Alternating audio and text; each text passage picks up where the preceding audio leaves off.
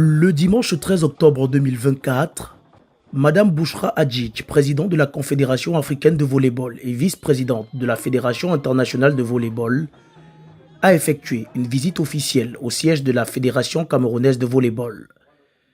Accompagnée d'une importante délégation composée de responsables et acteurs clés du volleyball africain, cette visite témoigne de l'engagement de la Confédération africaine de volleyball à soutenir le développement du sport sur le continent. À son arrivée, Madame Hadjidj a été accueillie par Monsieur Bello Bourdan, président de la FECA Volley, et son équipe. Une séance de travail à huis clos s'est tenue entre les membres de la fédération et les visiteurs, abordant les enjeux actuels et les perspectives d'avenir pour le volleyball au Cameroun et en Afrique. Au cours de la conférence de presse qui a suivi, Madame Hadjidj a réaffirmé que l'exécutif dirigé par Monsieur Bello Bourdan est le seul reconnu par la Confédération africaine et les autres instances internationales de volleyball.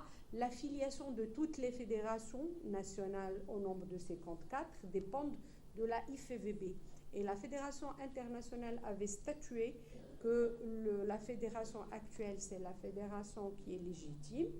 Et puis voilà, nous, on est obligé de travailler avec elle parce que nous ne sommes pas sur place et donc on fait confiance aux institutions de tutelle quand ils nous envoient les papiers, les PV d'assemblée, etc. Et la IFVB a statué que le monsieur Bello est le président actuel. Elle a également encouragé la FECA Volley à soumettre une liste de doléances en assurant que la Confédération africaine de volleyball étudiera les moyens de leur apporter un soutien concret. Il faut qu'ils fassent un programme spécifique pour les besoins, pour les finances et pour les capacités des uns et des autres. Je voudrais que la zone soit plus active en termes de compétition, au niveau compétition de club.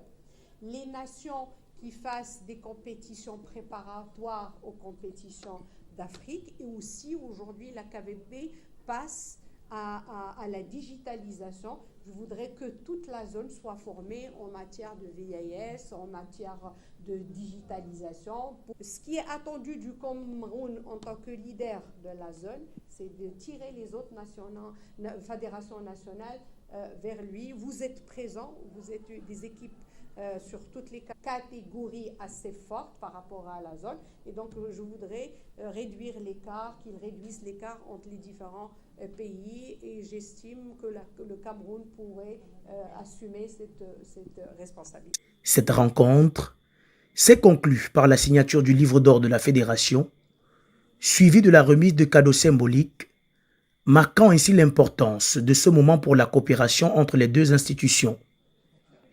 Par ce geste, la Confédération africaine de volleyball réaffirme son appui à la Fédération camerounaise et l'équipe dirigée par Bello Bourdan en vue d'un avenir prometteur pour le volleyball camerounais.